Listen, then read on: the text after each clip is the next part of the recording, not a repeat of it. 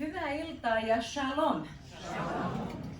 Ihana nähdä, että monet teistä, jotka olitte jo päivällä täällä tilaisuudessa ja tupa oli täynnä, niin olette tulleet mukaan. Ja täällä on varmaan nyt joitakin sellaisia, jotka eivät olleet päivällä mukana ja olette nyt tähän Jeesuksen vertauksia tulleet kuulemaan. Ja kuulin tässä hetki sitten, että on Kokkolasta asti kiirinyt uutiset. Me oltiin nimittäin viikko sitten keskiviikkona Kokkolan helluntai-seurakunnassa ja sieltä oli kiirinyt uutiset, niin eräs henkilö, ystävä on tullut ihan niiden uutisten takia, ei ihan Kokkolasta asti, mutta kuuli, että siellä oli niin upea siunattu ilta. Hienoa, kun tulitte tähän iltaan nyt mukaan. Voin luvata, että on hieno ilta tulossa. Tulkaa mahdollisimman keskelle tänne, nimittäin Ronit tulee näyttämään Israelista Raamatun maasta sellaisia asioita, mitkä aukeavat, Jumalan sanasta aukeaa vasta kun näkee nämä asiat, näkee Raamatun maan ominaisuuksia, niin suosittelen, että tulette tähän keskelle. Mun esitykseni on kutakuinkin, tai oikeastaan on sama mikä päivällä, mutta yksi uusi asia. Soitin Mirja Ronningille tässä väliajalla.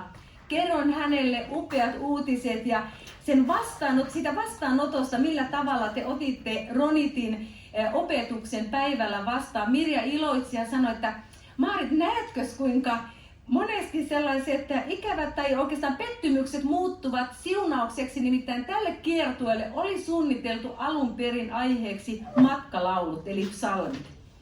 Ja sitten kun se aihe, me ei saatukaan matkalaulujen projektia vielä siihen vaiheeseen, että olisi kirjaa saatu, niin Ronit valitsi aiheekseen Jeesuksen vertaukset. Ja se on ollut siunaus tälle kiertueelle. Te tulette kuulemaan nyt.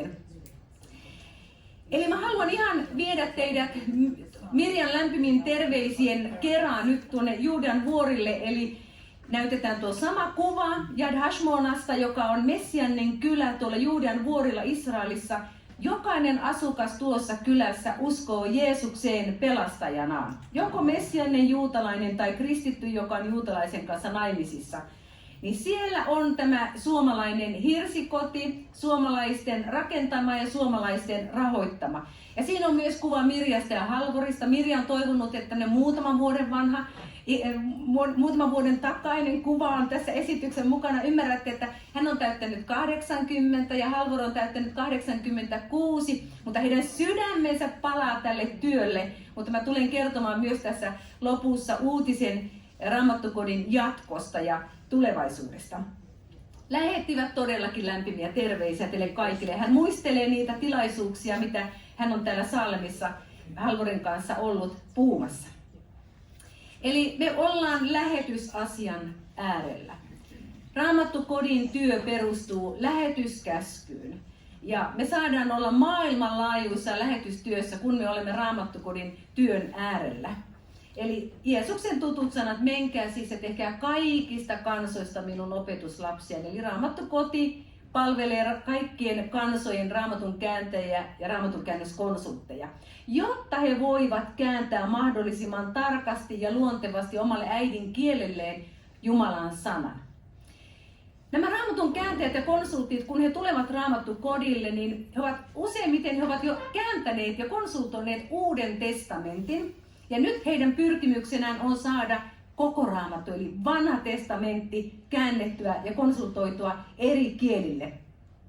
Ja koko Raamattuhan on vain 724 eri kielellä käännetty ja painettu, mutta lisäksi Uusi testamentti 1617, eli työtä on paljon. Ja tähän haasteeseen Raamattukoti haluaa vastata kouluttamalla kääntäjiä ja konsultteja. Eli he tulevat sinne. Heillä on jo tietoa, he osaavat Raamatun hebreaa, mutta he tulevat opiskelemaan sitä lisää, jotta he voivat kääntää alkutekstistä. Mutta Raamatun hebrean lisäksi he opiskelevat myös Raamatun maan ominaisuuksia. Ja kuten mä aina sanon, että tässä vaiheessa Ronit astuu sitten Raamattukodin työhön mukaan. Nimittäin hän on yksi Raamattukodin pääluennoitsijoista, eli hän opastaa näitä opiskelijoita Raamatun maassa. He kiertävät pohjoisesta etelään ja idästä länteen ja aina on hebreankielinen alkuteksti kädessä. He pystyvät sieltä lukemaan, miten alkutekstissä sanotaan. Ja he alkavat heti miettimään, että miten minä käännän nämä Raamatun paikat omalle äidinkielelleni. Ja alusta lähtien tosiaan niin hebrealaisen yliopiston alaisuudessa. Tuossa päivällä jo kerron, että viikko sitten maanantaina alkoi tämän kevään kurssi. 11 opiskelijaa aloitti ja Mirja kertoi, että nyt jo se palaute näiltä 11 opiskelijalta, jotka ovat aloittaneet tämän, niin on ollut valtavan positiivisia. Sanoivat, että he ovat nyt jo viikon aikana, he ovat oppineet jo niin paljon. Ja se, mikä Mirja sanoi, että on suuri kiitosaihe, että he ovat niin monelta niin kuin, aika vyöhykkeeltä, että ensimmäinen, tai sanotaan kaiken aikaisin aamu on haitilaisella. Hän aloittaa 3 aamuyöllä. Eikö tämä jo kerro sitä, niin että jollakin todella on halu opiskella ja saada omalle kansalleen Raamattu. 3 aamulla alkaa hänen opiskelunsa Zoomin välityksellä. Ja tässä on nyt muutamien opiskelijoiden kuvat. Mirja ja Halvor on siellä yläreunassa tai ylärivillä ja Luka Madevicin heidän vierellään. Ja Luka on opettanut nimenomaan tällä ensimmäisellä viikolla ja koko tämän helmikuun opettaa. Mutta lisäksi heillä on tämmöinen elävän Raamatun hebrean kurssi samaan aikaan, että he limittäin lomittain Luka ja sitten tämmöinen juutalainen opettaja, oikein ekspertti, tämmöisen elävän hebrean opettaja, niin he opettavat näitä. Ja tuossa alhaalla vasemmassa alareunassa niin on Or, joka on Raamattukodin sihteeri. Hän oli jo tässä muutama vuosi sitten oli Raamattukodilla töissä, mutta hän oli äitiyslomalla välillä. Juutalainen rouva, joka osaa hebrean, englannin ja ranskan. Ja englanti ja ranska ovat näitä koulutuskieliä, riippuen, että mistä päin nämä Raamatun kääntäjät ja konsultit tulevat. Niin nyt meillä on sellainen sihteeri, joka pystyy molemmilla näillä kielillä olemaan yhteydessä opiskelijoiden kanssa. No mistä nämä tulevat tämän kevään? 11 opiskelijaa 9 maasta. Haiti, Nigeria, Uganda, Etiopia, Intia, Myanmar, Thaimaa ja Filippiinit. Ja sitten 1 Keski-Euroopasta. Hän toimii suljetussa maassa ja hänen kuvansa ja hänen maatansa ei turvallisuussyistä julkaista. Eli korona toi muutoksia tähän opiskeluihin, eli sen takia se on nyt Zoomin välityksellä 2 ensimmäistä kuukautta. Eli he opiskelevat omassa kotimaassaan ja luennot ovat Israelista, eli heillä on korkeatasoiset luennoitsijat Zoomin välityksellä. Ja sitten maaliskuun ihan viimeisinä päivinä he saapuvat Israeliin, tuonne Raamattukodille, Hirsikodille ja opiskelevat tuon Hirsikodin kalliokappelissa, eli siellä alakerrassa. Eli tämä kuva on nyt viime syyskuun ranskankieliseltä runotekstin kurssilta, eli silloin oli afrikkalaisia ja 2 länsimaalaista raamatunkäännöskonsulttia siellä opiskelemassa. Ja Ronit kulkee todellakin ympäri maata näiden opiskelijoiden kanssa. Tällä kurssilla tämä on viime kevään opiskelijoita ja heillä on tuossa 2 israelilaista, toinen autonkuljettaja ja toinen opas. He olivat ilmestysmajan mallin luona kävivät, eli aina nämä kurssilaiset viedään sinne. He näkevät omin silmin juuri sellaisia asioita, mitä monesti Raamattua lukee, niin jos ei ole nähnyt mallia, ei ole nähnyt kuvia, niin ei oikein tiedä, miten se käännetään edes kohdekielelle, niin heille on tärkeää näyttää Raamatun eri asioita. Kaiken kaikkiaan sieltä 90-luvun puolesta välistä niin Raamattukodilla on pitkällä kurssilla ollut 210 opiskelijaa yli 50 maasta. Eli huomaatte, että kaikkialta lähes. Eli tuo muslimimaailma on tuossa, että sieltä on harvoin opiskelijoita. Joitakin entisiä muslimia meillä on ollut mukana, jotka ovat tulleet uskoon ja kääntävät tänä päivänä omalle äidinkielelleen Raamattua. Raamattukodilla on myös lyhytkursseja, eli 1-4 viikon, ja niistä pääasiassa on Raamatun maan kursseja, juuri opiskellaan Raamatun maan tietoutta, Hebrean intensiivikursseja, Raamatun Hebrean intensiivikursseja ja Raamatun runotekstien kursseja, jotka ovat oikeastaan, runotekstit ovat vaikeimmin käännettäviä Raamatun kirjoja. En maininnut tuossa päivällä sellaista asiaa, muistin sen jälkikäteen, että tänä vuonna tuossa tammikuun 2 ensimmäistä viikkoa, oikeastaan 2. ja 3. viikko, niin Raamattukodilla oli Moskovan Raamatun käännösinstituutista 10 opiskelijaa. Ja kun mä sanon teille, että ovat erilaisista taustoista, Siellä tuli Moskovasta, Siperiasta ja kun mä sanon Azerbaidžan. Te tiedätte, että nyt puhutaan muslimimaasta, niin me tiedetään niin, että silloin on kyseessä muslimikansalle tehtävästä Raamatun käännöksistä. Eli siellä oli tosiaan, tulivat Moskovan Raamatun käännösinstituutti tilasi tämän kurssin, 2 viikon kurssin Raamattukodilta, että saisivatko he tulla ja heillä oli sitten venäjänkielinen opas siellä opastamassa. Mutta sitten se hyvä uutinen ja kiitosaihe, minkä Mirja kirjoitti jo tuossa viime viikolla tuohon sähköposti-uutiskirjeeseen, te jotka sen olette saaneet, olette sen jo kuulleet, ja päivällä, jotka olitte mukana, Raamattukodille on löytynyt uusi johtaja, joka tulee ottamaan Halvorin työtehtävät vastuulleen. Halvor on tosiaan 86 ja Mirja 80. He ovat jo useamman vuoden pyytäneet, että ystävät, rukoilkaa, että löytyisi Jumalan valitsema henkilö tai pariskunta johtamaan tätä työtä, koska Jumala on siunannut kaikki nämä lähes 30 vuotta tämän työn ja sille pitää löytyä henkilö, joka todella tuntee Raamatun käännösmaailman, tuntee tuon työn niin hyvin. Ja Bob Carter, Yhdysvalloista kotoisin oleva vaimonsa Aimin kanssa, niin heidät on kutsuttu työhön. Eli 1.4. he aloittavat. Bob aloittaa oikeastaan johtajana ja Amy sitten siinä rinnalla. Eli Wycliffe Raamatun käännösjärjestön työntekijöitä olleet 39 vuotta ja nyt viime vuosina hän on Seed Companyssa, on konsulttina ja kouluttaa Raamatun käännöskonsultteja. Tänä päivänä hän on esimerkiksi tuolla Etelä-Aasiassa. Hän johtaa tai konsultoi 2 eri äidinkielistä Raamatun käännösprojektia. Ja tuota maata ei myöskään sen vuoksi ei mainita, koska se on yksi niin sanottu suljettu maa. Niin hän on tällä hetkellä siellä ja ilouutinen, hän on tulossa syyskuussa meille reilu viikon mittaiselle kiertueelle ja Helsinkiin pyritään järjestämään tilaisuus 2. syyskuuta, että me ollaan siihen nyt etsimässä paikkaa.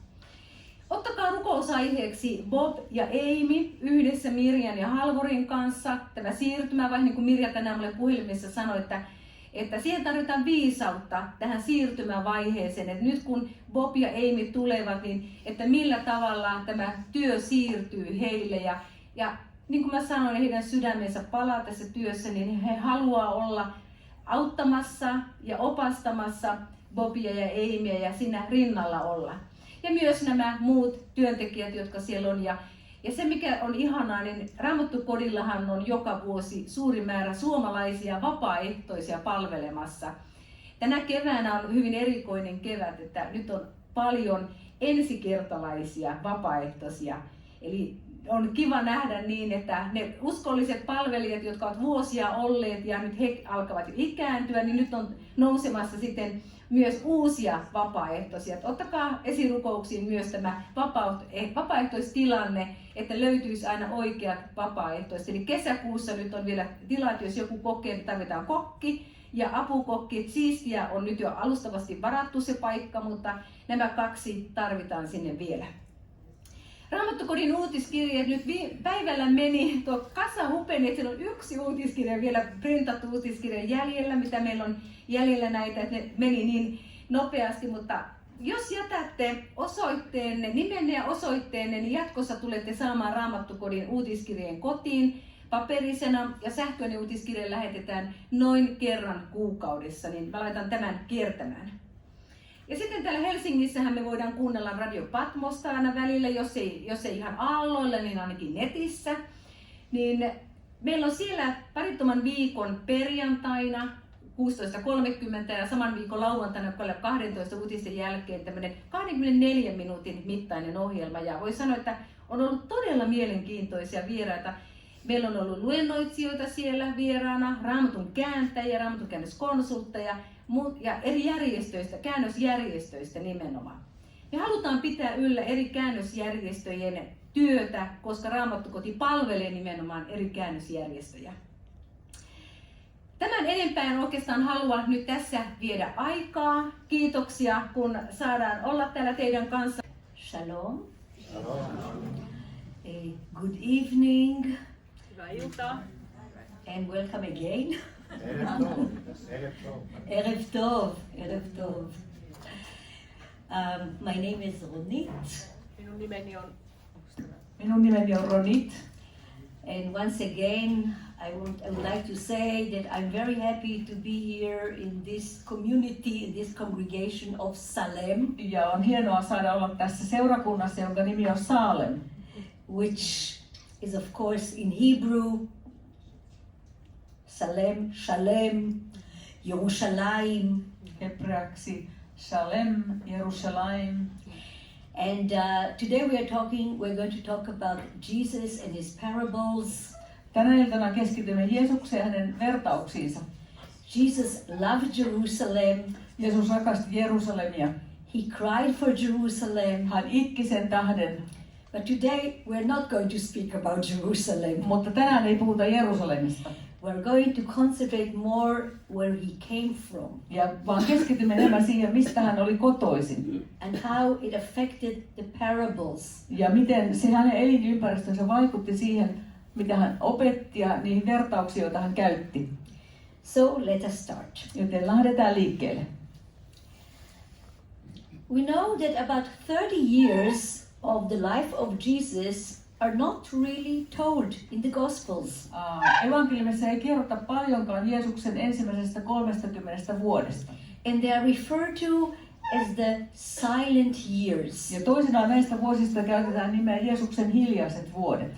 But most probably those silent years affected the way he taught in his later years. Mutta todennäköisesti ne vuodet vaikuttivat suuresti siihen, mitä ja miten hän opetti sitten myöhemmin. So before we start, let's have a quick look at the map of Israel, of the land of Israel. Ennen kuin mennään pidemmälle, niin katsotaan nopeasti vähän Israelin maata. For those who were in the morning or at noon, you already saw this slide before. Te, jotka olitte iltapäivällä, näitte tämän kartan jo silloin. So I will go very briefly through it. Ja hyvin nopeasti käydään vaan pääpiirteet läpi. The coast of the Mediterranean Sea. Tässä on Välimeri. The coastal plain. Rannikkotasanko. The mountain area. Vuorialue. Then the valley. Sitten siellä on laakso. With the Jordan River flowing. Jossa Jordanjoki virtaa. From the Sea of Galilee all the way to the Dead Sea. Galilean järvestä sinne Kuolleeseen mereen. And then the Transjordan Mountain. Ja siellä takana Transjordanian vuoret. You can see how very quickly you can go through the land of Israel. Näin nopeasti voi kulkea Israelin poikki. Much shorter than when you go through Finland, I can tell you that. Paljon lyhyempi matka kuin Suomessa, sen jo kokemuksesta tiedän. Okay. And today we're going to concentrate in a very, very tiny area. Mutta tänään keskitymme oikein hyvin pieneen alueeseen. Anybody, when you're looking now at this red color, know about which area I'm talking about in the land of Israel? Ei kukaan tietää, mistä alueesta nyt puhutaan. Galilee, exactly. And when we're looking at the Galilee, which is this area, yes, thank you.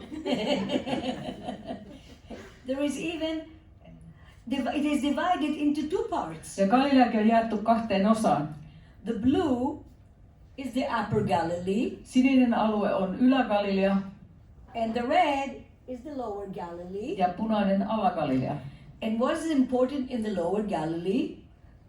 Which town is here? Mikä kaupunki on siellä Ala-Galileassa? Nazareth, exactly. Nazareth. Exactly. So today we want to travel a little bit through the land of Jesus. Eli nyt kuljetaan vähän täällä Jeesuksen maassa, alueella. So let's take a little tour now. Lähdetään pienelle kiertokäynnille. And we can see that the lower Galilee is made of green and yellow. Ala-Galileassa kartassa näkyy vihreä ja keltaista. Which basically means hills and valleys. Ja se kuvaa sitä, että siellä on kukkuloita ja laaksoja. It is not far from the Sea of Galilee. Se ei ole kaukana Galilean järvestä. This is why it's also called the Sea of Galilee. Ja sen takia sitä kutsutaankin Galilean järveksi. Se on täällä Galilean alueella. One of its many names, though. Ja yksi monista tuon järven nimistä.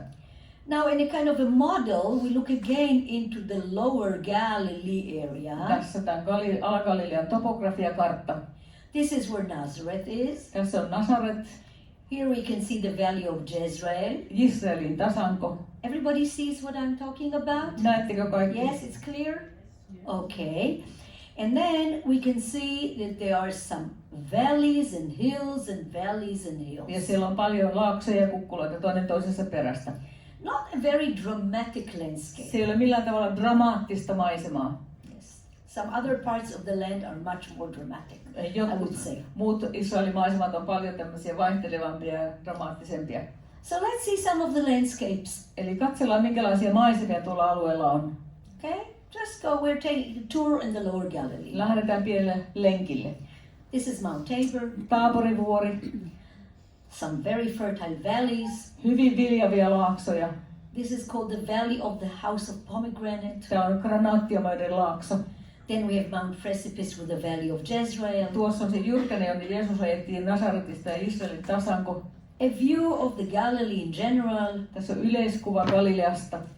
And now we go more micro and we see hills, houses, olive trees, fields, wheat and stones. Ja tässä hyvin tyypillisesti on kukkuloita, pikkukylässä ja rinteillä on oliivipuita, vehnää, ohraa, viljaa, ohdokkeita, kiviä. That was a short tour through the Lower Galilee now. Tässä oli lyhyt kiertokäynti Ala-Galileassa. And now we hear that Jesus had to leave Nazareth. Ja sitten kuulemme, Raamattu kertoo, että Jeesuksen piti lähteä Nasaretista pois. And he left from Nazareth to Capernaum. Ja hän siirtyi Kapernaumiin. Here is Capernaum. Kapernaum on täällä. Okay. And Matthew quotes from Isaiah. Ja Matteus lainaa Jesajan kirjaa. And let's read what he says. Ja luetaan, mitä hän sanoi. Ja hän jätti Nasaretin ja asettui asumaan Kapernaumin, joka on järven rannalla, Sebulonin ja Naftalin alueella. Näin tapahtui, jotta toteutuisi profeetta Jesajan kautta puhuttu sana. Sebulonin maa ja Naftalin maa, meren tie, Jordanin takainen maa, pakanoiden Galilea. Kansa, joka asui pimeydessä, näki suuren valon, ja niille, jotka asuivat kuolemavarjon maassa, loisti kirkkaus. So, Naphtali and Zebulun, which are mentioned, is where the tribes used to be. Tässä on siis näiden Zebulun ja Naftalin heimojen alueet. So that was at the time of Jesus not so relevant anymore. Jeesuksen aikana nuo heimojen rajat eivät olleet enää tavallaan voimassa. But the way of the sea, which I mentioned this morning, was relevant. Mutta meren tie oli edelleen olemassa. Because the way of the sea passes by which? Koska meren tie kulkee sieltä, minkäs kaupungin ohi se kulkee? It passes by Capernaum. Se kulkee Kapernaumin ohi. For those who weren't earlier today, I mentioned that the way of the sea actually joined the big cultures, Egypt on one side, Mesopotamia on the other. It passed to the land. Iltapäivällä mainitsin jo sen, että tämä merentie oli tällainen kansainvälinen kauppatie, joka yhdisti Egyptin ja Mesopotamian.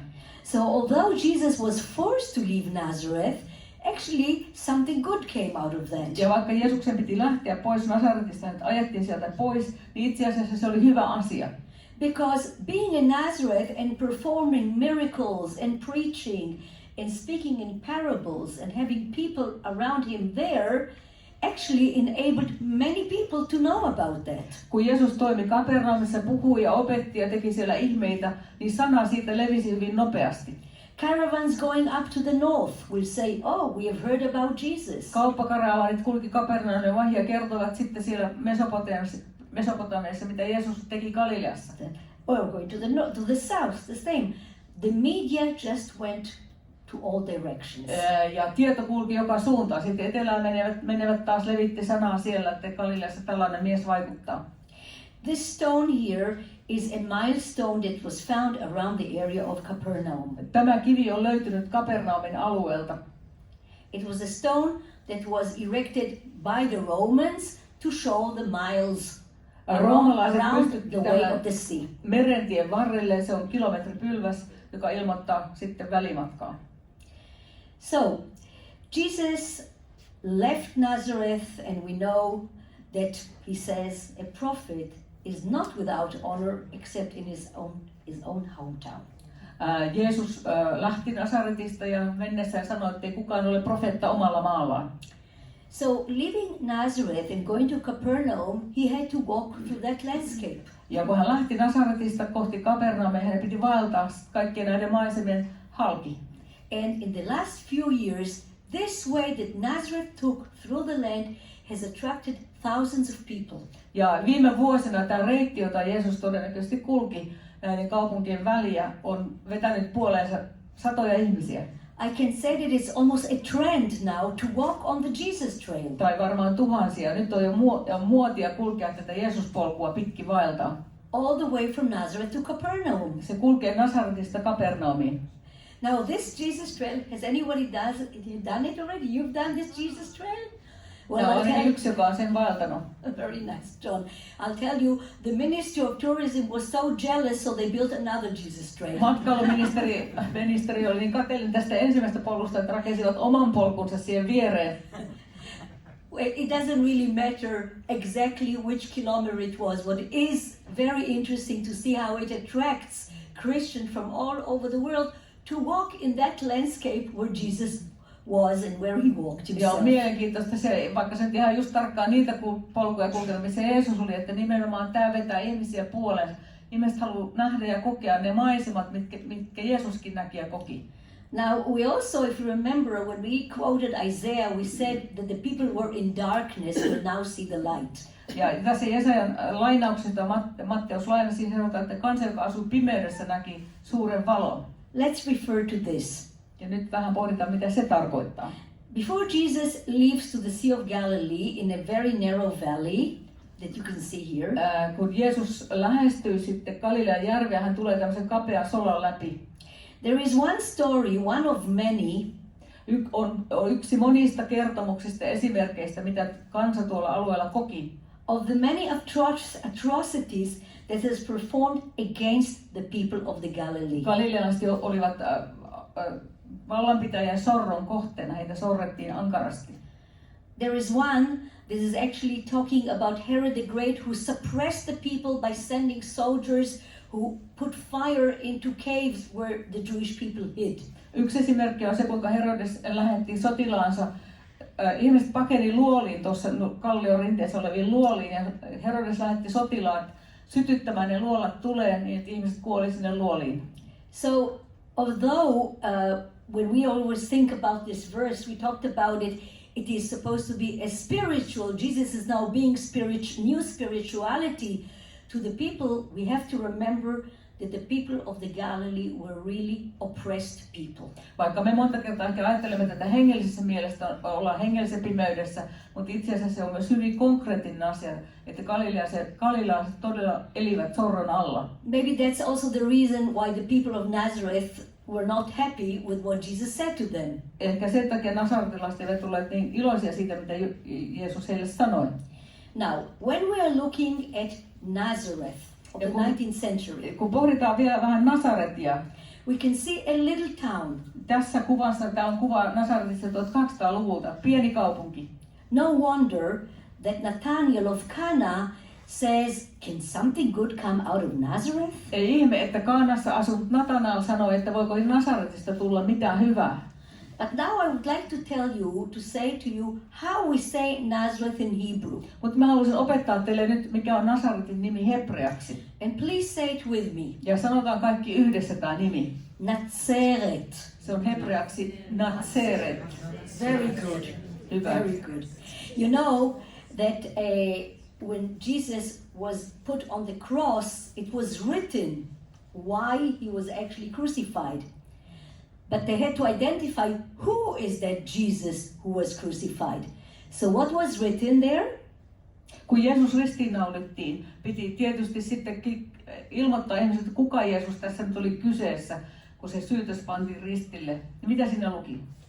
In Hebrew, Yeshua HaNotzri. Siinä luki hebreaksi Yeshua HaNotzri, which means Jesus of Nazareth. Se tarkoittaa Jeesus Nasaretilainen, Jeesus Nasaretista.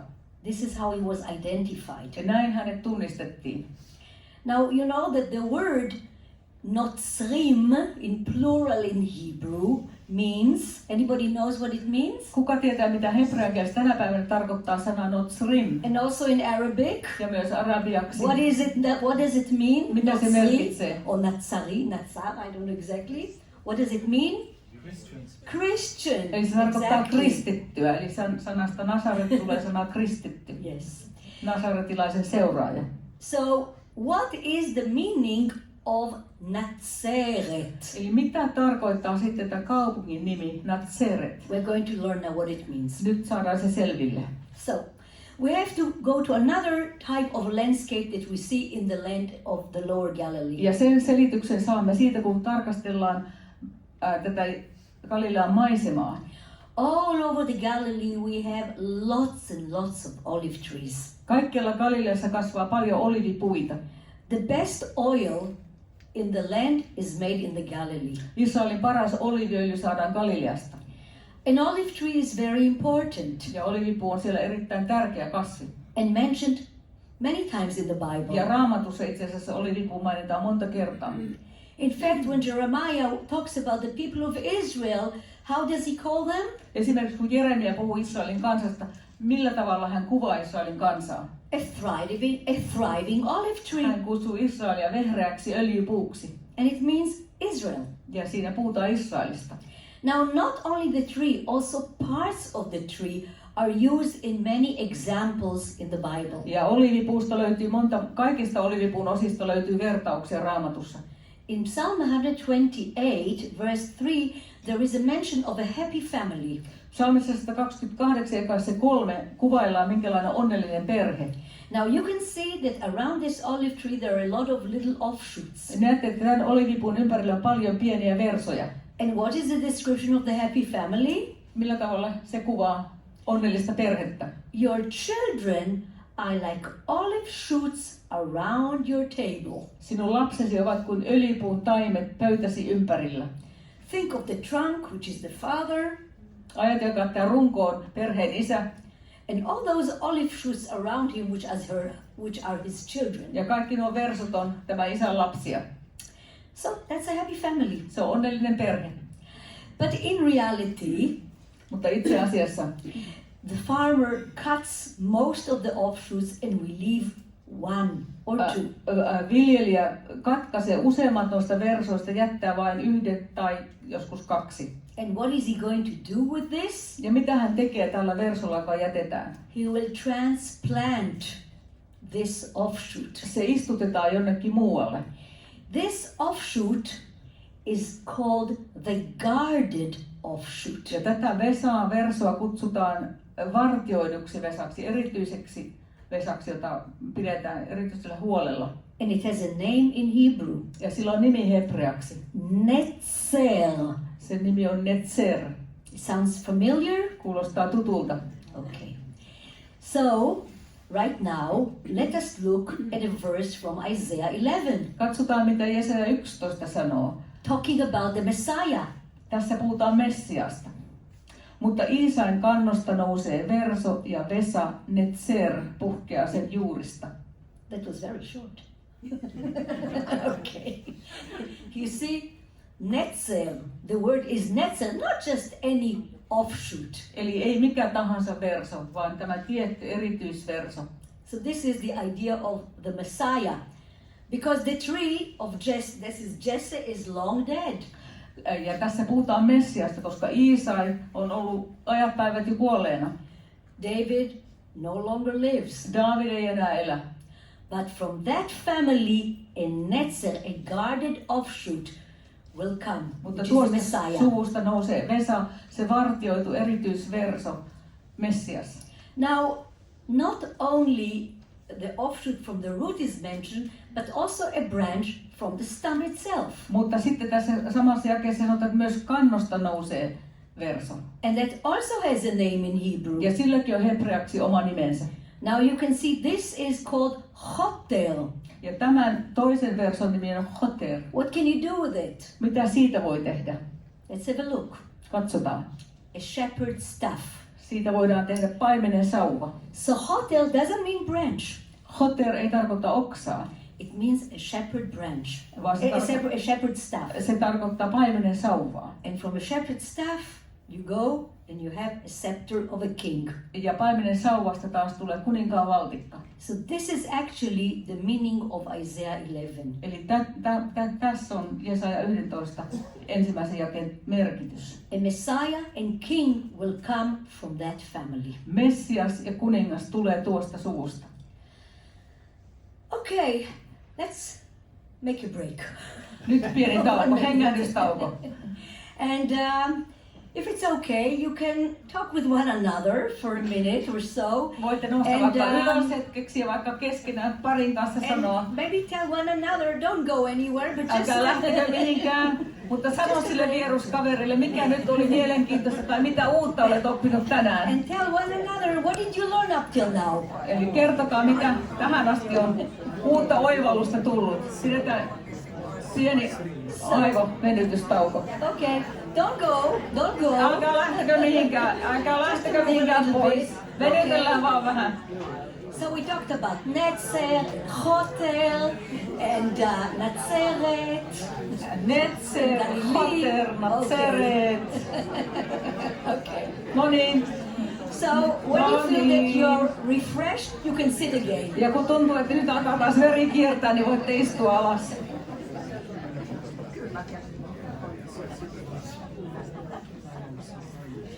Okay. So is it okay if I continue now? Voiko You're not out of jatkaa? breath? Okay. No niin, nyt jatketaan. Okay.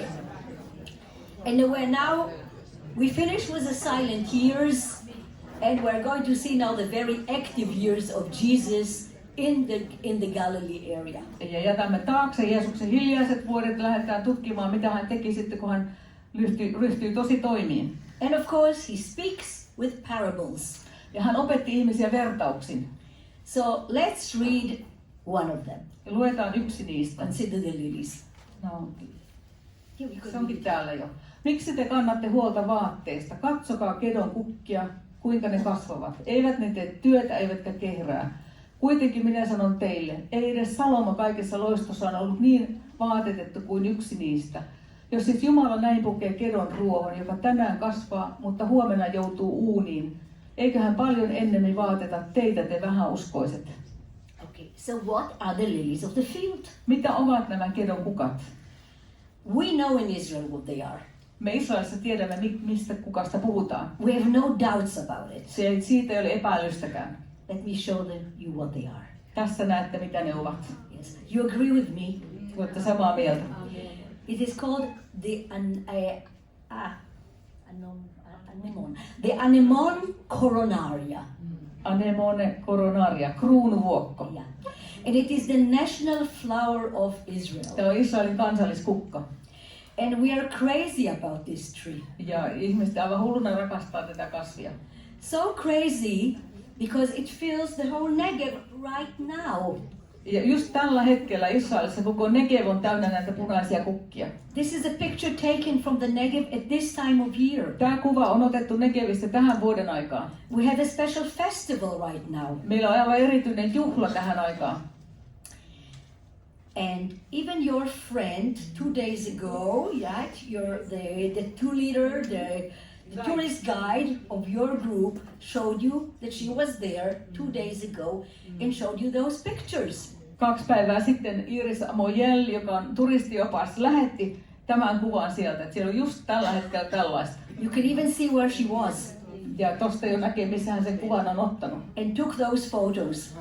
Tuolta Gaasan rajalta. And I have to show you where I took mine. Ja tämä on minun kuvani Near my house. lähellä mun kotia. That was about 2 weeks ago. Noin 2 viikkoa sitten mä otin tämän kuvan. So what is this craze about those flowers? Ja minkä takia nyt ollaan niin hulluina tähän kasviin? They're beautiful. Ne ovat erittäin kauniita. They fill all of the country from the north to the south. Koko maa on niitä täynnä pohjoisesta etelään. But it's only in a very short period of time. Mutta ne kukkivat hyvin lyhyen ajan. And then, when the rain stops, ja kun sateet lakkaa, and this is what happens after the winter, ja sitten kun talvi on ohi, they dry totally. Ne kuivuvat hetkessä täysin. In Israel, we have 2 seasons. Israelissa on vain 2 vuoden aikaa. We have winter and we have summer. Meillä on talvi ja kesä. Our winter is very different from your winter. Meidän talvi on hyvin erilainen kuin teillä. It is very green and with lots of flowers. Meidän talvi on hyvin vihreä, siellä on paljon kukkia. But then comes April and we get those very hot wind.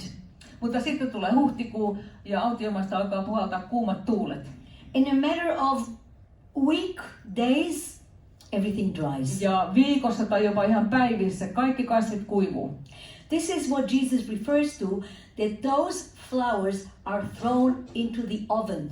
Ja tätä Jeesus tarkoittaa, kun hän sanoo, että nämä kukat heitetään ja he joutuvat uuniin. This is the way we feel when everything dries totally. Ja näin meistä tuntuu, kaikki kuivuu täydellisesti. You can understand why he said that it's more beautiful than the gown of King Solomon. Ja kun katselee tätä kukkia, ymmärtää, kun hän sanoo, että ne ovat kauniimmin vaatetettu kuin kuningas Salomo. So of course we are sad when it is over and now all the flowers are gone. Tietysti me suremme sitä, kun kukat kuihtuu ja sitten kaikki on vaan ruskeaa ja palannutta. But it is not that tragic. Mutta ei se ole kuitenkaan niin suuri tragedia. Why? Because we know they will come again. Koska me tiedämme varmuudella, että taas seuraavana talvena ne kukat nousevat uudestaan. And we know that they will come again. Ja me tiedämme, että taas saamme nähdä ne kukat. And this is what Jesus says to the people. Ja tästä Jeesus puhuu ihmisille. Just as you know about those lilies of the field, that you know what will happen to them. Yhtä varmasti, kun te tiedätte, mitä näille kasveille tapahtuu, mitä niiden käy. And you don't worry about it. Ja te ette murehdi sitä. This is also the way you think about what will happen to my clothes or what will happen to my food. Samalla tavalla te ei tarvitse miettiä, että mistä saa ruokaa, mistä saa vaatteet. Have faith that God will provide. Vaan uskokaa, että Jumala pitää teistä huolen. Okay. We're now going to talk a little bit about Jesus and how he refers to the agricultural life. Puhutaan Jeesuksesta vähän ja sitä, millä tavalla maanviljelys tulee esiin hänen opetuksessaan. Now you know that we have Deuteronomy 8 is mentioning 7 kind of plants. 5. Mooseksen kirja mainitsee 7 luvatun maan kasvia. So when we are looking on the top, Tuolla ylhäällä we have the barley, on and ohra the wheat. ja vehnä, We have here the grapes, viinirypäleet, the figs, viikunat, the pomegranates, granaattiomenat the olives, ja oliivit and the dates. ja taatelit. Now, more or less the way Deuteronomy 8 describes it is according to the cycle that they appear in during the year. Ja 5. Mooseksen kirjassa ne on mainittu suurin piirtein siinä järjestyksessä, kun niiden sato kypsyy maassa. And just to remind you, this agricultural cycle is what actually creates, or in a way is part of the feasts in the land of Israel. Ja tämä maanviljelysvuoden kierto itse asiassa liittyy myös juutalaisen kalenterin juhliin. Passover is not only the Exodus, Pääsiäisenä ei juhlita ainoastaan Egyptistä lähtöä, but this is the beginning of the harvest when the ears are still green, but already edible. Pääsiäinen on myös sadonkorjuun aikaa, silloin viljantähkät on vihreitä, mutta niitä voi jo syödä. And Pentecost, which is 50 days later, is also an agricultural holiday. Ja helluntai 50 päivää myöhemmin on myös maanviljelykseen liittyvä juhla. It is when the cereal is already yellow and you can make flour and bread. Silloin tähkät ovat jo keltaisia, silloin niistä jyvistä voi jo leipoa leipää. And what is the third feast? Ja Anybody mikä on- knows? Because you always come at that time to Israel, don't you? Mikä on Israelin seuraava tärkeä juhla, kun te aina tuutte sinne Jerusalemiin? It's the Feast of the Tabernacle, of course, which is the time of the ingathering of all those fruits home before the rain begins. Tietenkin lehtimäjuhla, jolloin kaikki ne maan hedelmät tuodaan kotiin sieltä pelloilta ennen kuin sadekausi alkaa. So here we can see what the cereal looks around the time of Passover. Täältä viljapelto näyttää noin pääsiäisen aikoihin. Here we can see what they are like in Pentecost. Tämän näköisiä pellot on helluntaina. Here we can see what people can eat around the time of Passover. Tässä on vihreitä jyviä, joita voidaan jo syödä pääsiäisen tienoilla. And here we can see what people can eat in Pentecost. Ja helluntaina voidaan leipoa jo leipää. Now, let us refer to a verse from Mark. Jaen Markuksen evankeliumista. One Sabbath, Jesus was going through the grain fields and his disciples began to pick up some heads of grain. Jeesus kulki sapattina viljavainioiden läpi ja hänen opetuslapsensa rupesivat kulkiessaan katkomaan tähkäpäitä. So my question is, when was it? Eli milloin tämä tapahtui? What time of year was Mihin it? vuoden aikaan? Springtime. Exactly. Something between Passover and Pentecost. Eli pääsiäisen ja helluntain välisenä aikana. Yes. Now I'll tell you something. In the translations of the Bible, they have left out the part that it's between Passover and Pentecost. Itse asiassa evankeliumissa kääntäjät eivät ole kääntäneet, jossakin evankeliumissa mainitaan tämä aika tarkemmin. I don't know why the translators thought it's not important, but they really left it out because in some of the originals it is written. En tiedä miksi kääntäjät jättivät sen pois, ajattelevat, että se on tärkeää, mutta alkukielessä sanotaan tämä aika tarkemmin. Yes. But what is actually interesting is that some Pharisees come and say, why are you doing this on the Sabbath? Ja jotkut fariseukset tulee sitten sanoa, että no miksi ihmeessä tällaista teet sapattina? And what does Jesus say? Ja mitä Jeesus sanoo? Man is more important than the Sabbath. Ihminen on tärkeämpi kuin sapatti. Sabbath was made for men and not men for the Sabbath. Sapatti tehtiin ihmistä varten, eikä ihmistä sapattia varten. Jesus did not do anything that in Judaism would be considered not good. Jeesus ei tehnyt mitään sellaista, mikä olisi ollut juutalaisen lain vastaista. He himself says, I did not come to abolish the law, but to fulfill it. Hän itse sanoi, että en ole tullut poistamaan lakia, vaan täyttämään sen. So what was the whole argument about? Minkä takia hän joutui sitten sanaharkkaan fariseusten kanssa? The argument is with those people who are too strict. Hän taisteli niiden ihmisten kanssa, jotka noudatti lakia äärimmäisyyksiin asti, yli sen, mitä Jumala odotti. And when you're too strict, you don't really understand the meaning of Sabbath. Ja kun menee äärimmäisyyksiin, unohtaa sen, mikä oli sabatin merkitys. Sabbath is a gift that was given to mankind. Sabatti on ihmisille annettu lahja. And when you start only digging into these different laws, where is the enjoyment? Ja kun alkaa vaan kaivella kaikenlaisia lakeja, niin unohtuu se ilo, joka sapattiin liittyy. And okay. And now I would like to refer to another story that I think we can understand a little better. Ja toinen samantyyppinen kertomus näiden fariseusten kanssa, joka ehkä ymmärrämme paremmin. And we're going to talk about one of the version of the multiplication of the bread and the fish. Puhumme siitä, kun Jeesus moninkertaisti leivän ja kalat. Okay. Now this story, John mentions, happened just before Passover. So let's read it. Ja Johanneksen evankeliumi mainitsi, että se tapahtui pääsiäisenä tai lähellä pääsiäistä. Pääsiäinen juutalaisten juhla oli lähellä. Kun Jeesus kohotti katseensa ja näki paljon kansaa tulevan luoksen, hän sanoi Filippokselle, mistä ostaisimme leipää, että nämä ihmiset saisivat syödä. Tämä Jeesus sanoi koetellakseen häntä, sillä hän tiesi, mitä aikoi tehdä. Filippos vastasi, eivät 200 denaarin leivät riitä heille, että jokainen saisi edes vähän. Yksi Jeesuksen opetuslapsista, Andreas, sanoi hänelle, täällä on pieni poika, jolla on 5 ohraleipää ja 2 pientä kalaa, mutta mitä ne ovat näin monelle? So there are a few things that are mentioned here that you don't read in the other Gospels about the multiplication. Tässä on muutama asia, mitä ei muissa evankeliumissa ole. Why does John mention it was before the Passover? Minkä takia Johannes mainitsee nimenomaan, että se oli ennen pääsiäistä? When is the harvest? Milloin satoa aletaan korjata? Starting with Passover. Pääsiäisenä.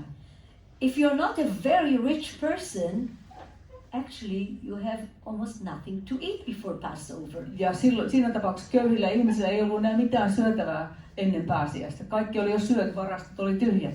Harvest is not yet there. Satoa ei ollut vielä korjattu, ei ollut vielä valmis sato. So the fact that John mentions the period is very important. It is to show that there is nothing to eat. Ja se, että Johannes mainitsee tämän ajankohdan on tärkeä, se vielä korostaa sitä, että ihmisillä todellakaan ei ollut mitään syötävää. And then he's mentioning what kind of bread this little lad brings. Ja Johannes mainitsee myös, että minkälaista leipää tämä poika tuo. And he says barley bread. Hän sanoo ohraleipää. Now I know that here barley is considered something very special. Mä tiedän, että täällä Suomessa ohraleipä on, tai ohrajauho on yhtä arvokasta kuin muutkin jauhot.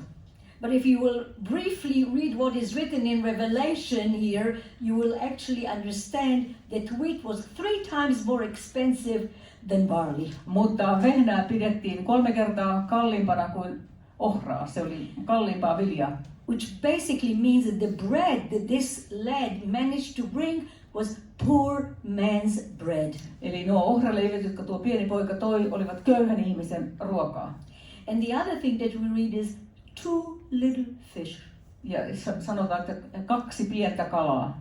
We'll talk a little bit about the fish, and it was probably just sardines. Puhumme myöhemmin näistä kaloista lisää, mutta todennäköisesti ne olivat sardiineja. So from this picture we really see how miserable were the people who had nothing to eat. Ja tästä jo nähdään se, että ihmiset oli aika huonossa jamassa, heillä ei ollut enää mitään syötävää.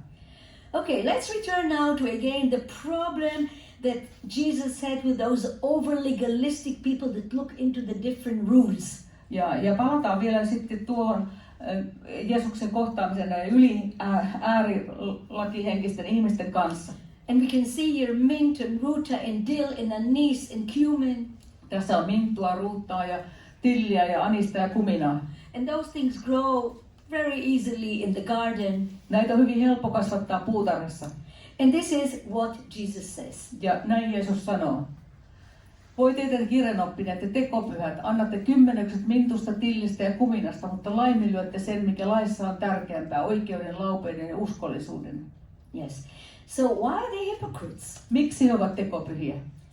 What we saw here, those plants that we see here, are really plants that are very easy to grow. Kaikki nämä kasvit, jotka tässä nähtiin, nämä yrttikasvit, ovat hyvin helppoja kasvattaa. But not only are they easy to grow, they actually grow wild. Mutta ne kasvavat myös ihan villinä luonnossa. Whatever grows in the wild, you don't have to tithe. Ja kaikki se, mitä villinä luonnossa kasvaa, siitä ei tarvitsekaan maksaa kymmenyksiä. What a person gives and works for, he has to give tithe. But for what God grows, you don't have to pay tithe. Ihmisen täytyy maksaa kymmenykset siitä, minkä eteen hän näkee itse vaivaa ja työtä, mutta jos Jumala kasvattaa sen tuolla villissä luonnossa, siitä ei tarvitse maksaa kymmenyksiä.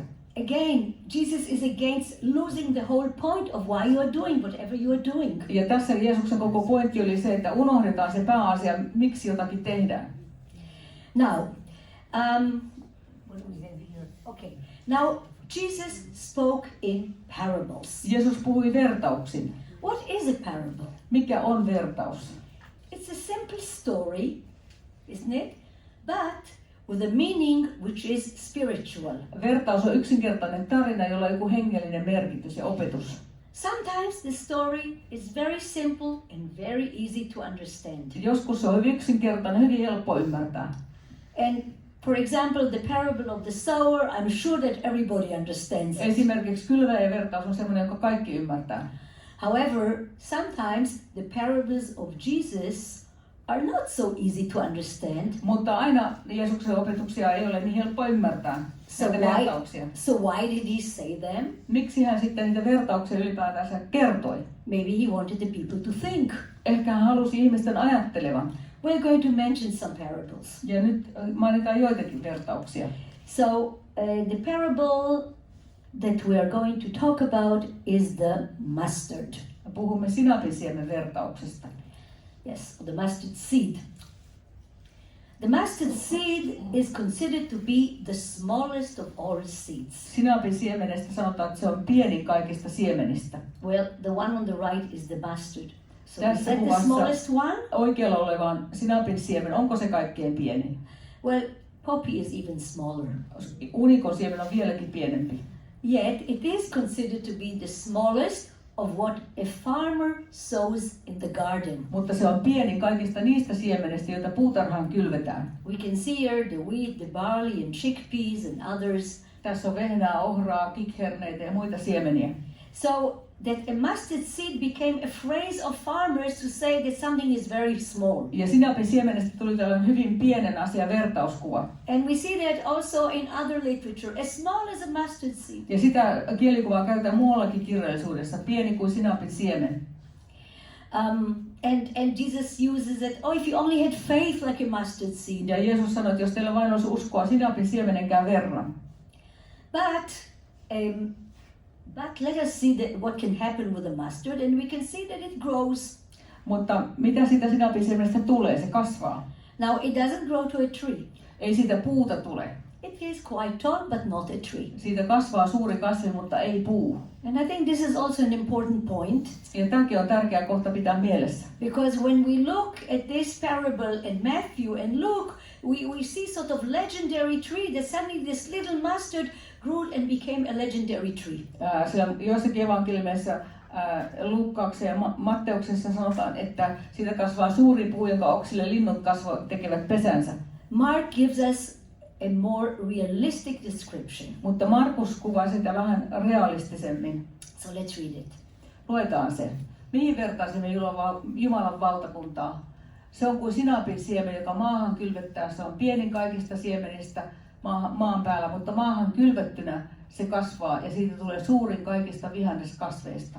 Se tekee niin suuria oksia, että taivaan linnut voivat tehdä pesänsä sen varjoon.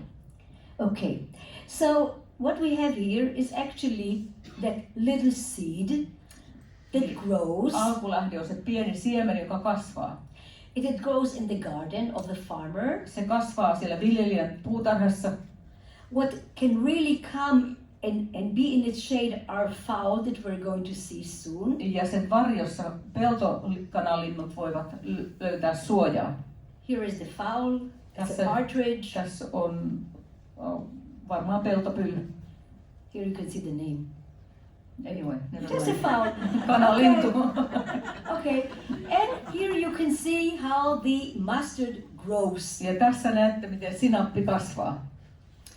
But actually, what we learn from this is not that it grows into something, wow, how will I ever get to that tree? Mutta ei sitä kasva jotakin sellaista tavoittamatonta puuta, jossa ihminen voi ajatella, että miten ihmeessä mä ikinä tavoitan tuon puun. The opposite. Aivan päinvastoin. It is something very simple. Vaan tästä kasvaa hyvin tällainen nöyrä yksinkertainen kasvi. It's like the mustard seed, and it's like the bushes that grow from the mustard seed. Se on niin kuin se sinapin siemen pieni tai nämä sinapit, jotka kasvaa. Which means that if you want to get to the kingdom of heaven, it is not unattainable. Eli se, että jos haluaa päästä Jumalan valtakuntaan, ei se ole joku saavuttamaton, kaukainen asia, johon pitää jotenkin ponnistella. Everybody can come and reach the kingdom of heaven if you want to do it. Jumalan valtakunta on kaikkien ulottuvilla, jos tahtoo ottaa sen vastaan. Okay, now we said that you know the parable of the sower, so we won't speak about it. Kylväjä ja vertaja on jo monille hyvin tuttu, eli siitä ei enempää puhuta. The only thing that I would like to emphasize is that this parable is not about a stupid farmer. Ainoa asia, mikä haluan sanoa, että ei tässä nyt puhuta jostakin tyhmästä viljelijästä, joka kylvää minne sattuu. This is the landscape in the lower Galilee. Tällaista on se Ala-Galilean maisema. The grain is sown between the olive trees. Ja se vilja kylvetään tuonne oliivipuiden lomaan. And on the terraces. Ja näille pengerville. So no wonder that when a farmer broadcasts the seeds, some of them fall on rocks. Eli ei ole ihme, että kun viljelijä heittää sitä viljaansa tuonne pellolle, osa jyvistä päätyy kallioille. Some may fall on thorns. Jotkut ohdakkeisiin. And some on a pathway. Ja jotkut siemenet polulle. Okay, so just to understand what this actually comes from the reality of the landscape. Eli se Jeesuksen vertaus todella nousi sieltä maisemasta, minkä keskellä hän puhui. So, we are now arriving at the Sea of Galilee. Ja nyt saavutaan sinne Galilean järvelle. We can see now below the rocks here is a town called Magdala. Tuossa alapuolella, alareunassa on Migdalin kaupunki, Magdala. We have the very fertile valley of Ginosar. Hyvin viljevä Ginosarin laakso. And we can see here Capernaum. Ja tuolla on Kapernaum.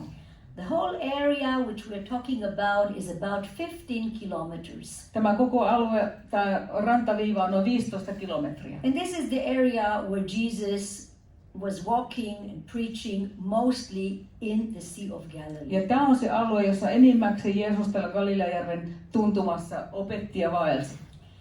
We can see now a map of the Sea of Galilee. Ja tässä näkyy Galileajärven kartta. And again, here is Magdala. Tässä on Magdala, This is Capernaum. täällä Kapernaum. And we can see all the different other places here that would be considered in the New Testament as the other side. Ja tämä toinen puoli, Uudessa testamentissa sanoo, että Jeesus meni järven toiselle puolelle. Tämä on se toinen puoli. Magdala was an important town. Magdala oli hyvin tärkeä kaupunki Jeesuksen aikana. They used to dry fish, Siellä kuivattiin kalaa and it was sold all over the Roman Empire. ja sitä vietiin kaikkialle Rooman valtakuntaan. Capernaum became the town of Jesus. Kapernaumista tuli Jeesuksen kotikaupunki. And we can see here the harbors of the fishermen of Capernaum. Ja siinä on Kapernaumin kalastajien kalasatamia, mihin veneet tuotiin. But the most important was in Tabcha.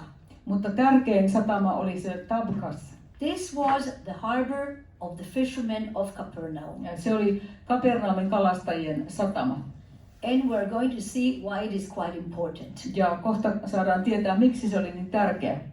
So those fishermen used to fish all kinds of fish, right? Ja nuo kalastajat kalastivat kaikenlaisia kaloja. We know there are 18 species of fish. Galilean järvessä on 18 eri kalalajia. We'll mention now a few of them. Nyt mainitaan niistä vain muutama. We have the carp, Siellä on karppeja.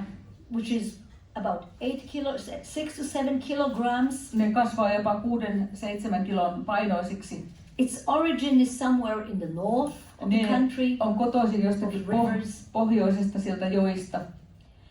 We have the sardines that we talked about already. Ja sardiineja siellä on runsaasti ja niistä jo puhuttiin. Those were salted and sent from Magdala in the world, in the Niitä Roman world. suolattiin ja säilyttiin siellä Magdalassa ja vietiin sitten ulkomaille.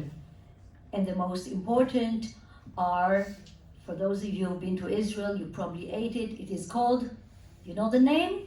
Ja tärkein kala, tämä, jota monet olette Israelissa syöneet, mikä tämän nimi on? This is the St. Peter's fish, Tämä on Pietarin kala. which has a lot of different names. Sillä on paljon erilaisia nimiä. In Arabic they call it the comb, musht, Arabiaksi sitä kutsutaan kammaksi, eli musht. and in Hebrew it's called amnun. Hebreaksi amnun. Nun means fish. Nun tarkoittaa kalaa. So the mother, M, holds the little fish in her mouth. Eli äiti pitää kalanpoikasia suussaan. And this is a tropical fish. Tämä on trooppinen kala. So during winter time, when the water is cold, the amnun lays its fish on the eggs in Tabcha. Eli talvella, kun on kylmä, niin tämä trooppinen kala tulee sen Taaban alueelle lisääntymään, kutemaan, laskemaan munansa, koska siellä on lämpimiä lähteitä. Those who were in Tabcha, what happened in Tabcha? Ja mitä siellä Tabchassa tapahtui? What are the traditions about Tabcha? Mitä siitä kerrotaan? It all has to do with fish, right? Kaikki liittyy kalaan. The story of the multiplication of the fish happened there. Siellä Jeesus moninkertaisesti kalansaaliin. When Jesus comes in John 21, it is also around this area where the disciples actually meet him, and there he brings them a lot of fish for breakfast. Ja ylösnousuksen jälkeen Jeesus kohtaa opetuslapsensa siellä ja valmistaa heille kala-aterian aamiaiseksi. So what is the reason that there are so many fish there? Minkä takia juuri tuolla on niin paljon kalaa? In Tabcha there are 7 hot springs. Taavassa on 7 lämmintä lähdettä. And so for the tropical fish, this is the best place to lay its eggs, especially during winter time. Joten näille trooppisille kaloille se on kaikkein otollisin paikka laskea, tulla kutemaan ja lisääntymään. Therefore, this was the port or the harbor or the fishermen. This is where the people of Capernaum worked. Sen takia siellä nimenomaan nämä kalastajat tekivät työtä. Another tropical fish which is found there is the catfish. Ja eräs toinen kala, trooppinen kala, mitä siellä esiintyy paljon, on kissakala. That fish was not eaten by the fishermen. Tätä eivät kalastajat syöneet. Even in today it is not eaten. Eikä tänäkään päivänä sitä syödä. Why? Miksi? It's not kosher. Se ei ole kosher-sääntöjen mukainen. It doesn't have fins and doesn't have gills. it is thrown back in the water. Sillä ei ole suomuja eikä kiduksia, se heitetään takaisin järveen. The New Testament talks about 3 different type of fishing methods. Uudessa testamentissa kuvaillaan 3 erilaista kalastustapaa. In fact, I would like to tell you that it is from the New Testament that we learn so much about the Sea of Galilee. There is no other testimony like the New Testament that tells us about the Sea of Galilee and its fishermen. Uudessa testamentissa itse asiassa me saamme hyvin paljon tietoa ja enemmän kuin ehkä mistään muista lähteistä kalastajien ammatista tuolla järvellä tuohon aikaan. And in the New Testament we learn of different methods of fishing. Ja Uudessa testamentissa kerrotaan erilaisista kalastusmenetelmistä. This is the cast net. Tässä on tämmöinen heittoverkko. A professional fisherman can open the net totally and then it falls with the stones and just takes the fish that are below. Taitava kalastaja osaa avata se verkko heittää sen järveen, että se saa kalaa kiinni. This can be done from the shore or from a ship. Tätä voidaan heittää järveen joko rannalta tai veneestä. The other method is called the dragnet. Sitten toinen menetelmä on tällainen nuotta, jota vedetään rannasta, vetonuotta. This is a very long net of about 300-400 meters. Se on hyvin pitkä, 300-400 metriä pitkä. And usually a boat has to take it all the way into the water. Yleensä se vedetään veneellä kauas järvelle. A group is standing here with ropes. Toisessa päässä pitää ryhmän kiinni köysistä. And when the ship makes the round, it brings the net to another group. Ja vene vie sen tuonne järvelle ja sitten tuo sen toisen pään toiselle kalastajajoukolle. Now they hold net together and then they have to count 1, 2, 3 and drag it. Ja kaikki pitää kiinni köydestä, sitten yhteistuumin pitää 1, 2, 3 ja sitten vedetään yhdessä verkko ja rantaan. Different kind of fish come to the shore. Ja monenlaista kalaa saadaan rantaan. Now this has, after it's been done, it can be done 7-8 times during one day. Ja yhden päivän aikana tämmöinen nuottaverkko voidaan heittää ehkä 8-9 kertaa. The third method is called the trammel net. Ja kolmas on sitten tällainen toisenlainen nuotta, joka heitetään veneestä. Now, a lot of you are knitting here socks, so I'll give an example of a sock. Täällä on monet sukan kutojia, niin vertaan tätä sukkaa. Think of this as being a big sock, but with many different holes of different sizes. Tätä voisi kuvata suureksi sukaksi, jossa on paljon erikokoisia silmukoita. So what happens if you put this big sock into the water with different holes? Mitä tapahtuu, kun tämä suuri sukka pannaan sinne veteen? Siinä on erikokoisia verkon silmiä. Different fish just come and get stuck there. Kaikenlaiset kalat tarttuu siihen. This takes long time. Tämän kanssa kalastaminen vie pitkään. And usually the fishermen go during the night to do it. Ja yleensä tätä metodia käytetään öisin. When they pick it up, many times the net tears. Ja kun verkko nostetaan ylös, monta kertaa se repeytyy. So if they want to get going, they have to mend it immediately to be used again. Ja jos haluaa sitten jatkaa kalastamista, pitää nopeasti korjata, että taas päästään kalaan uudestaan. All that I'm saying here is mentioned in the New Testament. Ja kaikki tämä tieto nousee Uudesta testamentista. And we are going actually to end with 2 different verses or places from the New Testament. Ja päätetään nyt 2 kohtaan Uudessa testamentissa. So again, we're talking about the kingdom of heaven. Jälleen puhumme tässä taivasten valtakunnasta. So let's read Matthew 13:47-48. 13. Vielä taivasten valtakunta on kuin nuotta, joka heitettiin mereen ja joka keräsi kaikenlaisia kaloja. Kun se tuli täyteen, kalastajat vetivät sen rannalle, istuutuivat ja kokosivat hyvät koreihin, mutta viskasivat kelvottomat pois. Okay, so this is the experience, the dragnet. And you can really see how the fishermen are dragging the fish and putting St. Peter's fish in one place, maybe the carps, maybe the sardines. And what do they do with the catfish? Ja siinä nähdään vetonuotta ja sitten kun se tulee rantaan, sinne istutaan valikoimaan kalat, hyvät ja huonot toinen toisesta, eikä Pietarin kalat toiseen ja kissakalat toiseen. throw it back into the water. Tai kissakalat heitetään takaisin järveen. Why is this like the kingdom of heaven? Miksi tätä verrataan taivasten valtakuntaan? It's something for us to think about. Sitä voidaan jäädä pohtimaan. And let us end with a very pastoral description that we read in Mark, first chapter of Mark. Ja nyt päätetään tämä opetus tällaisen hyvin idylliseen kohtaan Markuksen evankeliumista, ensimmäisestä luvusta, jakeesta 16-20. Kulkiessaan Galileajärven rantaa Jeesus näki Simonin ja tämän veljen Andreaksen järvellä kalastamassa heittoverkolla, sillä he olivat kalastajia. Jeesus sanoi heille, seuratkaa minua, niin minä teen teistä ihmisten kalastajia. He jättivät heti verkot ja lähtivät seuraamaan häntä. Kun he olivat menneet vähän matkaa eteenpäin, Jeesus näki Jaakobin Sebedeuksen pojan ja hänen veljensä Johanneksen veneessä kunnostamassa verkkoja. Jeesus kutsui heti heidätkin. He jättivät isänsä Sebedeuksen ja tämän palkkalaiset veneeseen ja lähtivät hänen mukaansa. Okay.